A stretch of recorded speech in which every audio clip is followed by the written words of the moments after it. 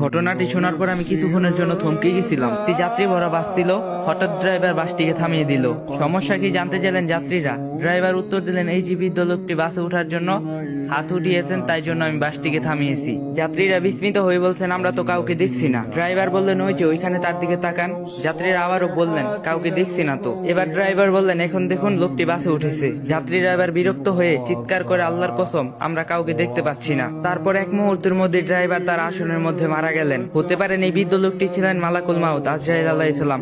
আল্লাহু আকবার। এই ভিডিওটি দেখার পর কার কি অনুভূতি হচ্ছে এবং কে কি বুঝলেন অবশ্যই কমেন্টে বলে যাবেন। ইয়া আল্লাহ আমাদের সবাইকে ঈমানের সাথে মৃত্যু দান করিয়েন। তো আমার শরীরটা বেশি ভালো নাই, সবাই আমার জন্য দোয়া করবেন। আমি ঠিক মতো ভয়েস দিতে পারতেছি না, আমার কথা নাকে বাইজা যাইতেছে গা।